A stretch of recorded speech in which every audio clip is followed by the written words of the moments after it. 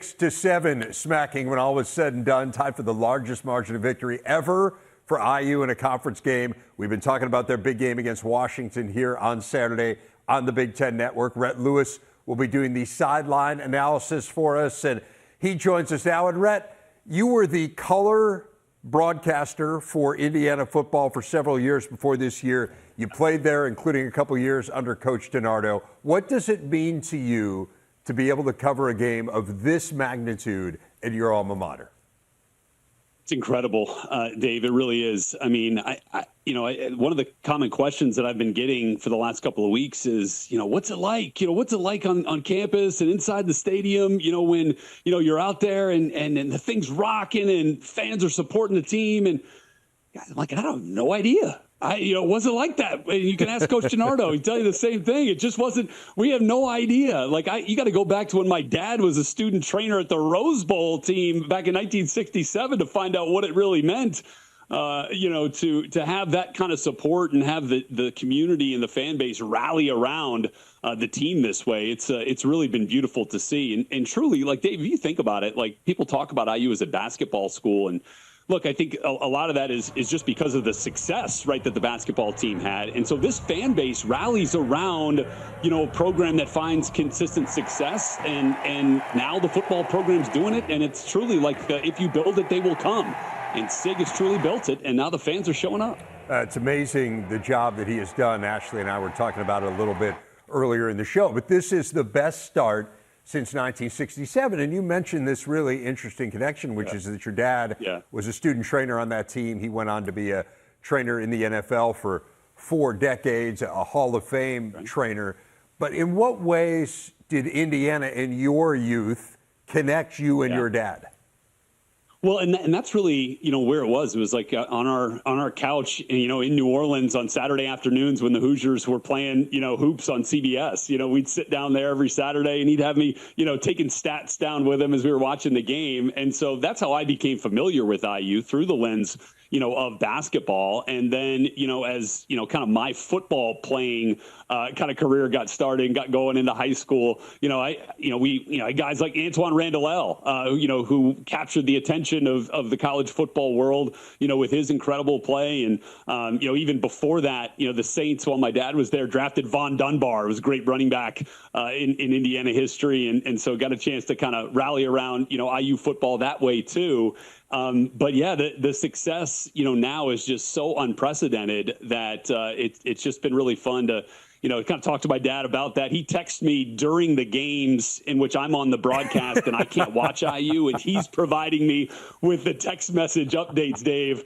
And sometimes I'll look at them and I'm like, holy smokes, they just get, and then every score I get a message and I'm like, God dang, the six messages here by the time I look. And that's what it's been like here. I mean, look, I'll be the first to tell you, I did not expect to see that kind of win against Nebraska. I thought this was going to be a fourth quarter game. And, that's what Sig has done with this team, is they are putting teams away. So say what you want about the schedule, they're dominating who's been out there.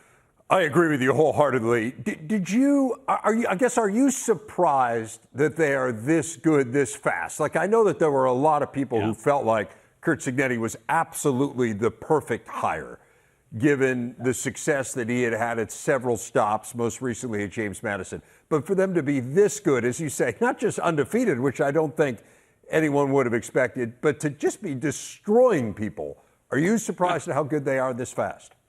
And that's the distinction that I've made. I am not shocked that they have been successful in the win-loss column. I mean, look, 7-0 is something special for sure, but the way in which they are beating opponents has been what is really kind of surprising. And the improvement that they've made week over week, I think, has been really fun to watch, and speaks to the talent of this coaching staff, right, that Coach Cignetti brought over, so many of which came from James Madison. I think that continuity has really allowed a lot of this early success, and their message is clear. I mean, fast, physical, relentless is not just a saying that you put on a T-shirt. I mean, it's how they operate. It's how they play. It's how they practice. So I think all of that kind of goes into it as well. But the fact that this team, has one of the best first quarter scoring differentials and one of the best fourth quarter scoring differentials in the conference tells you a little something about, where they have their priorities. They start fast, they finish strong. And, even going back to that Maryland game, the Northwestern game, even in games where it's been a little close at times, they pull away at the end. This team has a finisher's mentality, which, look, I mean, as much as I loved, what Tom Allen did, for a number of years at IU, there were some times where, at the end of games, they'd let things slip away and they were in games. And then the fourth quarter, things got out of hand. That has been flipped entirely this year, Dave, which has been so cool to see. I mean, you talk about the first quarters. They've yet to allow a point in the first quarter, which is, I mean, again, it's absurd. We're 7 games into the season. It usually would be 7 minutes into the season, and IU would allow its first quarter point. Whoa, now. Yeah, well, I mean, let's just be honest, right? And we talked about this last week. Again, the history of the program is not great. I mean, the most losses of any program are the 134 in Division I, and that just makes it, of FBS anyway, and that makes it more remarkable to me what Curt Cignetti has done. So now you talk about this week, and they're without their starting quarterback in Kurtis Rourke. How big a concern is that for you? I mean, Taven Jackson came in. I thought he was really good. He was really good the day we were at practice in the preseason. Yeah. But how big a concern is it to not have a guy who's leading the nation in passing efficiency?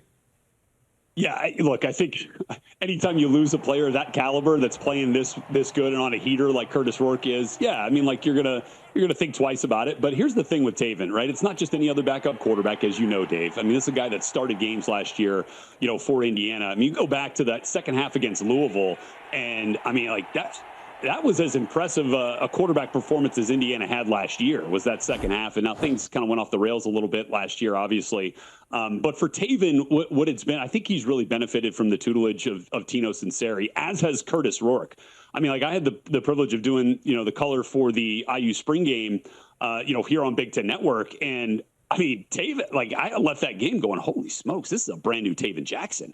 I mean, he has truly benefited from the development year over year, month over month. And as you look at it from spring to fall and now within the season, it has really been impressive, I think. And I think he brings, some real talent. You could make the argument that he's got more natural ability, more natural talent as a passer, than Kurtis does. And it's just a matter of seeing it on a consistent basis with him and the experience of being out there and doing it. And I think he's got every opportunity here to kind of, paint a picture to this coaching staff of what next year might look like with Kurtis, exhausting his eligibility after this season. So I think Taven, does a fantastic job, and I think he's going to be ready for this moment. And by the way, something to look forward to with our broadcast, Guy Haberman and our play-by-play man went and sat down with his brother, the legend, Trace Jackson Davis, nice. And they had provided some real good perspective on Taven's decision to come to IU and how Trace and Taven have kind of shared this bond about Bloomington. Red, I know this sounds like a little bit of a crazy question, and clearly the Rourke injury is a concern, although, as you said, Taven's experience and his skill allays that concern just a little bit. But we're talking about a team that, again, isn't just undefeated, but one that hasn't trailed all season, one that leads the nation in points differential. So aside from the quarterback issue this week, is there anything at all that concerns you about IU? Is there anything you look at and you say, man, I wish they were just a little bit better here? Because I don't see one, frankly, but maybe you do. It's really hard to find. And by the way, Indiana's quarterbacks also lead the country in team passer rating. And that includes Taven Jackson's appearances so far this season, which is pretty incredible to think about. Look, I think before the bye week, there were, maybe starting to show some cracks at times in the secondary. It kind of led up a couple of big plays against Maryland.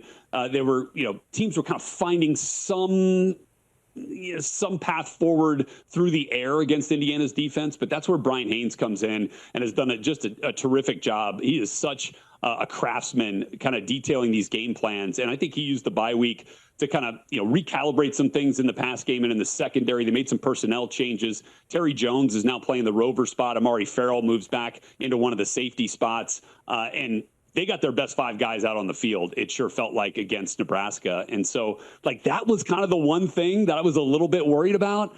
But it feels like that has kind of begun to improve, that aspect of the secondary playing better. So It's really tough, to kind of find, any holes in this team right now. And they've been really healthy, knock on wood, kind of keep it going that way outside of the injury to Kurtis, of course. But man, it's tough to try to poke holes in this thing. Well, Washington will test that secondary, no doubt. Yes, And I do want to ask you a little bit about the Huskies before we go. Last time out, they got trounced against Iowa. It was really their first poor performance of the year, and Jedd Fisch has done a really nice job. They have been one of the better offenses in the Big Ten in terms of moving the ball. The issue's been actually getting it into the end zone. There's been a little bit of a fall off there in terms of red zone production. Defense at times has been really good, particularly the pass defense. What do you see as Washington's best path to an upset here? Look, I think it starts on the defensive side of the ball with Steve Belichick as the defensive coordinator, getting an additional week to watch Indiana, to game plan for Indiana. And obviously we know the family lineage there. And when you look back at the history of that defense, they do try to like to take something away from you, right? To kind of make you a little bit left-handed with the way that you operate on offense. But the thing with that is I don't know what you take away if you're Washington. I mean, talking about an Indiana run game that has 28 touchdowns on the year, and then a pass game, obviously that really spreads it around. There's not just one dominant guy. So that's the one thing that I would look for. But they've got to be better stopping the run, and then that's obviously plagued them a couple of different times this season, going back to the Iowa game, of course. And then so I think if they're able to limit Indiana's run game and then put more on the shoulders of Taven Jackson, that feels like a path that Jedd Fisch's team will try to find some success there. But offensively, I thought Will Rogers was going to be the second best quarterback in the conference coming in, based off what I had seen from him at Mississippi State and in other opportunities that I've got a chance to see him throw, right below Dylan Gabriel. And he's really stepped up to the plate this year. I think that program has really benefited, obviously from his production and his talent, but I think from his kind of veteran presence too, with so many moving parts, on that team. So that'll be certainly a challenge for IU. So I think, operating through the air with Will Rogers, and then obviously trying to stop the run defensively for Washington would be priorities if I was over there. Rhett Lewis, really excited about this game. We are fired up. I know you are fired up to get there as well. Can't wait to hear your call with Guy and Yogi. Enjoy this weekend and really appreciate your time and your perspective. Thanks, man. Anytime, Dave. Thanks for having me.